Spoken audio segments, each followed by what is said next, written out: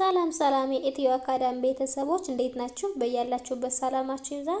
በዚህ ቻናል አማርኛ፣ እንግሊዘኛ፣ ሂሳብ እንዲሁም ሌሎችን የትምህርት አማራጮች ከጀማሪ እስከ ከፍተኛ ድረስ እያስተማርን እንገኛለን። ቻናላችንም አዲስ ስለሆነ ላይክ፣ ሸር፣ ሰብስክራይብ በማድረግ ቪዲዮውን እዩት። በኦንላይን መማር የምትፈልጉ ልጆች ካላችሁም ታች ላይ ስልክ አለ፣ በሱ ደውላችሁ መማር ትችላላችሁ ማለት ነው። ትምህርቱንም የሚሰጡበት አማራጮች በኢሞ፣ በቴሌግራም፣ በዋትስአፕ እንዲሁም በሌሎች የትምህርት አማራጮች በያላችሁበት ቦታ ሆናችሁ መማር ትችላላችሁ ማለት ነው። እንግዲህ ይህንን ቪዲዮ እናንተ እስከ መጨረሻው በደንብ አድርጋችሁ እዩት።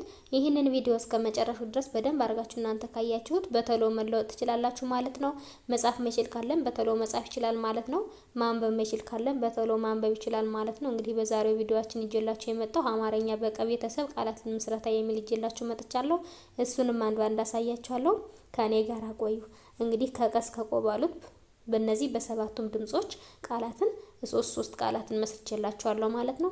አሁን በመጀመሪያ ከቀስ ከቆ ያሉትን ፊደላቶች በደንብ አድርጌ እቆጥርላችኋለሁ። ከዚያም በኋላ ደግሞ በእያንዳንዳቸው ቃላትን መሰርትላችኋለሁ ማለት ነው። ተከታተሉኝ። ቀ ቁ ቂ ቃ ቄ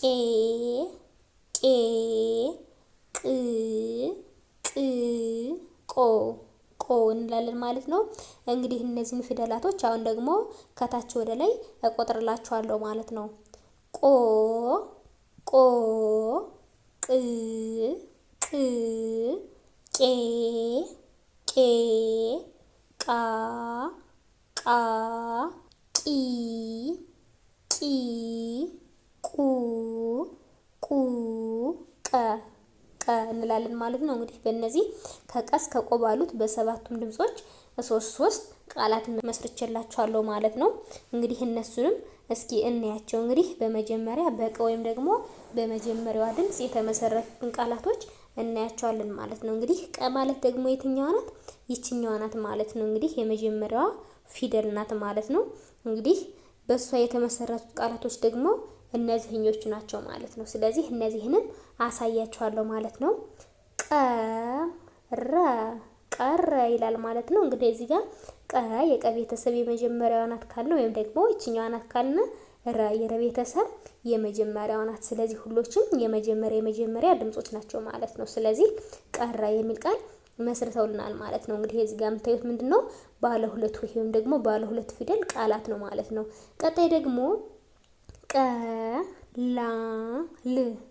ቀላል ይላል ማለት ነው። እንግዲህ እዚህ ጋር ቀ የቀ ቤተሰብ የመጀመሪያዋ ናት፣ ላ የለ ቤተሰብ የአራተኛዋ ናት፣ ል የለ ቤተሰብ የስድስተኛዋ ናት ማለት ነው። እንግዲህ እንደአጠቃላይ ቀላል የሚል ቃል መስርተውልናል ማለት ነው። እንግዲህ እዚህ ጋር ደግሞ ባለ ስንት ሆሄ ናቸው? ባለ ሶስት ሆሄ ወይም ደግሞ ባለ ሶስት ፊደል ቃላቶች ናቸው ማለት ነው። ቀጣይ ደግሞ ቀሪ ይላል ማለት ነው። ቀ የቀ ቤተሰብ የመጀመሪያዋ ናት፣ ሪ የረ ቤተሰብ የሶስተኛዋ ናት። እንግዲህ በአንድ ላይ ቀሪ የሚል ቃል መስርተውልናል ማለት ነው። እንግዲህ በቀ ወይም ደግሞ በመጀመሪያዋ ድምጽ እነዚህን የመሰሉ ቃላቶች ካየነ ቀጣይ ደግሞ ወደ ሁለተኛዋ ድምጽ ወይም ደግሞ ወደ ቁ እንሄዳለን ማለት ነው። እንግዲህ ቁ ማለት ደግሞ የትኛዋ ናት? ይችኛዋ ናት ማለት ነው። እንግዲህ በቁ የተመሰረቱት ደግሞ የትኞቹ ናቸው? እነዚህ ናቸው። ስለዚህ እነዚህንም አንድ ባንድ እናያቸዋለን ማለት ነው። ቁጣ ይላል ማለት ነው። ቁ የቀ ቤተሰብ የሁለተኛዋ ናት ወይም ደግሞ ይችኛዋ ናት። ጣ የጠ ቤተሰብ የአራተኛዋ ናት። ስለዚህ በአንድ ላይ ቁጣ የሚል ቃል መስርተውልናል ማለት ነው። ቀጣይ ደግሞ ቁርጥ ይላል ማለት ነው። ቁ የቀ ቤተሰብ የሁለተኛዋ ናት፣ ር የረ ቤተሰብ የስድስተኛዋ ናት፣ ጥ የጠ ቤተሰብ የስድስተኛዋ ናት ማለት ነው። ስለዚህ ቁርጥ የሚል ቃል መስርተውልናል ማለት ነው። ቀጣይ ደግሞ ቁማር ይላል ማለት ነው። ቁ የቀ ቤተሰብ የሁለተኛዋ ናት፣ ማ የመቤተሰብ የአራተኛዋ ናት፣ ር የረ ቤተሰብ የስድስተኛዋ ናት። ስለዚህ በአንድ ላይ ቁማር የሚል ቃል መስርተውልናል ማለት ነው። እንግዲህ እነዚህ ደግሞ በማን የተመሰረቱ ናቸው?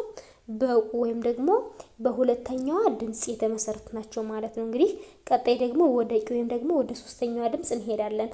የሶስተኛዋ ድምጽ ደግሞ ይቺ ናት። እንግዲህ በዚህ የተመሰረቱን ደግሞ እስኪ እናያቸው። ቂም ይላል ማለት ነው። እንግዲህ እዚህ ጋር ቂ የቀ ቤተሰብ የሶስተኛዋ ናት፣ ም የመ ቤተሰብ የስድስተኛዋ ናት ማለት ነው። ስለዚህ ቂም የሚል ቃል መስርተውልናል ማለት ነው። ቀጣይ ደግሞ በቂ ይላል ማለት ነው። እንግዲህ እዚህ ጋር የበቤተሰብ የመጀመሪያዋ ናት።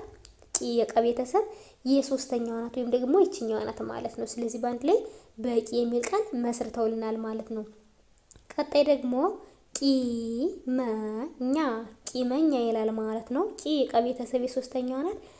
የመ ቤተሰብ የመጀመሪያዋ ናት። እኛ የኘ ቤተሰብ የአራተኛዋ ናት ማለት ነው። ስለዚህ በአንድ ላይ ቂመኛ የሚል ቃል መስርተውልናል ማለት ነው። እንግዲህ እዚህ ጋር የምታዩቸው ደግሞ በቂ ወይም ደግሞ በሶስተኛዋ ድምጽ የተመሰረቱት ቃላቶች ናቸው ማለት ነው። እንግዲህ እነዚህን ካየነ ቀጣይ ደግሞ ወደ አራተኛ ወይም ደግሞ ወደ ቃ እንሄዳለን ማለት ነው። እንግዲህ ቃ ማለት ደግሞ ይችኛዋ ናት ማለት ነው። እንግዲህ በዚህ የተመሰረቱን ደግሞ እስኪ እናያቸው። ቃና ይላል ማለት ነው። እንግዲህ እዚህ ጋር ቃ የቀ ቤተሰብ የአራተኛዋ ናት እና የነ ቤተሰብ የአራተኛዋ ናት። ሁሎችም የአራተኛ ድምጾች ናቸው ማለት ነው። ስለዚህ ቃና የሚል ቃል መስርተውልናል ማለት ነው። ቀጣይ ደግሞ ቃል ይላል ማለት ነው። ቃ የቀ ቤተሰብ የአራተኛዋ ናት። ል የለ ቤተሰብ የስድስተኛዋ ናት። ስለዚህ በአንድ ላይ ቃል የሚል ቃል መስርተውልናል ማለት ነው። ቀጣይ ደግሞ ቃሪያ ይላል ማለት ነው። ቃ የቀ ቤተሰብ የአራተኛዋ ናት። ሪ የረ ቤተሰብ የሶስተኛዋ ናት። ያ የቤተሰብ የአራተኛዋ ናት ማለት ነው። ስለዚህ ቃሪያ የሚል ቃል መስርተውልናል ማለት ነው። እንግዲህ እዚህ ጋር ብታዩቸው ደግሞ በማን የተመሰረቱ ናቸው? በቀ ወይም ደግሞ በአራተኛዋ ድምጽ የተመሰረቱት ቃላቶች ናቸው ማለት ነው። ቀጣይ ደግሞ ወደ አምስተኛዋ ድምጽ ወይም ደግሞ ወደ ቄ እንሄዳለን። ቄ ማለት ደግሞ እንግዲህ እዚህ ጋር የምታዩት ይች ናት ማለት ነው። እንግዲህ በዚህ የተመሰረቱን ደግሞ እስኪ እንያቸው። ቄድር ይላል ማለት ነው። ቄ የቀ ቤተሰብ የስንተኛዋ ናት? የአምስተኛዋ ናት ማለት ነው። ድ የደ ቤተሰብ የስድስተኛዋ ናት። ር የረ ቤተሰብ የስድስተኛዋ ናት። ስለዚህ በአንድ ላይ ቄድር የሚል ቃል መስርተውልናል ማለት ነው። ቀጣይ ደግሞ ቄስ ይላል ማለት ነው። ቄ የቀ ቤተሰብ የስንተኛዋ ናት? የአምስተኛዋ ናት ማለት ነው። ስ የሰ ቤተሰብ የስድስተኛዋ ናት ማለት ነው። ስለዚህ በአንድ ላይ ቄስ የሚል ቃል መስርተውልናል ማለት ነው። ቀጣይ ደግሞ ቄራ ይላል ማለት ነው። ቄ የቀ ቤተሰብ የስንተኛዋ ናት? የአምስተኛዋ ናት ማለት ነው። ራ የረ ቤተሰብ የአራተኛዋ ናት። ስለዚህ በአንድ ላይ ቄራ የሚል ቃል መስርተውልናል ማለት ነው። እንግዲህ እዚህ ጋር የምታዩቸው እንደአጠቃላይ ደግሞ በማን የተመሰረቱ ናቸው? በቂ ወይም ደግሞ በአምስተኛዋ ድምጽ የተመሰረቱት ቃላቶች ናቸው ማለት ነው። እንግዲህ ቀጣይ ደግሞ ወደ ቅ እንሄዳለን። ቅ ማለት ደግሞ የትኛዋ ናት? ይችኛዋ ናት ወይም ደግሞ ስድስተኛዋ ድምጽ ማለት እንግዲህ በእሷ የተመሰረቱትን ደግሞ እስኪ እናያቸው። ቅመም ይላል ማለት ነው። ቅ የቀ ቤተሰብ የስድስተኛዋ ናት። መ የመ ቤተሰብ የመጀመሪያዋ ናት። ም የመ ቤተሰብ የስድስተኛዋ ናት። ስለዚህ በአንድ ላይ ቅመም የሚል ቃል መስርተውልናል ማለት ነው። ቀጣይ ደግሞ ቅል ይላል ማለት ነው። ቅ የቀ ቤተሰብ የስድስተኛዋ ናት። ል የለ ቤተሰብ የስድስተኛዋ ናት። ሁሎችም የስድስተኛ ድምጾች ናቸው ማለት ነው። ስለዚህ ቅል የሚል ቃል መስርተውልናል ማለት ነው። ቀጣይ ደግሞ ቅጠል ይላል ማለት ነው። ቅ የቀ ቤተሰብ የስድስተኛዋ ናት። ጠ የጠ ቤተሰብ የመጀመሪያዋ ናት። ል የለ ቤተሰብ የስድስተኛዋ ናት። ስለዚህ በአንድ ላይ ቅጠል የሚል ቃል መስርተውልናል ማለት ነው። እንግዲህ በቀ ወይም ደግሞ በስድስተኛዋ ድምጽ ደግሞ እነዚህን የመሰሉ ቃላቶች አይተናል ማለት ነው። ቀጣይ ደግሞ ወደ መጨረሻው ወይም ደግሞ ወደ ስንተኛው ድምጽ? ወደ ሰባተኛው ድምጽ እንሄዳለን ማለት ነው። ሰባተኛዋ ድምጽ ደግሞ ይቺ ናት ማለት ነው። እንግዲህ በዚህ የተመሰረቱ ደግሞ ቆመ ይላል ማለት ነው። እንግዲህ እዚህ ጋር ቆ የቀ ቤተሰብ የሰባተኛዋ ናት ወይም ደግሞ ይችኛዋ ናት። የመ ቤተሰብ የመጀመሪያዋ ናት። ስለዚህ ቆመ የሚል ቃል መስርተውልናል ማለት ነው። ቀጣይ ደግሞ ቆየ ይላል ማለት ነው። ቆ የቀ ቤተሰብ የሰባተኛዋ ናት። የየ ቤተሰብ የመጀመሪያዋ ናት ማለት ነው። ስለዚህ ቆየ የሚል ቃል መስርተውልናል ማለት ነው። ቀጣይ ስንሄድ ደግሞ ቆረጠ ይላል ማለት ነው። እንግዲህ እዚህ ጋር የምታዩት ቆ የቀ ቤተሰብ የሰባተኛዋ ናት። ረ የረ ቤተሰብ የመጀመሪያዋ ናት። ጠ የጠ ቤተሰብ የመጀመሪያዋ ናት። ስለዚህ በአንድ ላይ ቆረጠ የሚል ቃል መስርተውልናል ማለት ነው። እንግዲህ እዚህ ጋር የምታያቸው በቆ ወይም ደግሞ በሰባተኛዋ ድምጽ የተመሰረቱት ቃላቶች ናቸው ማለት ነው። እንግዲህ በዛሬው ቪዲዮአችን ተጠቃላይ በእነዚህ ከቀስ ከቆ ባሉት በሰባቱም ድምጽ ሶስት ቃላቶችን መስርተን አይተናል ማለት ነው። እንግዲህ በቀጣይ ቪዲዮ እስከምንገናኝ ድረስ በያላችሁበት ሰላም ቆዩልኝ።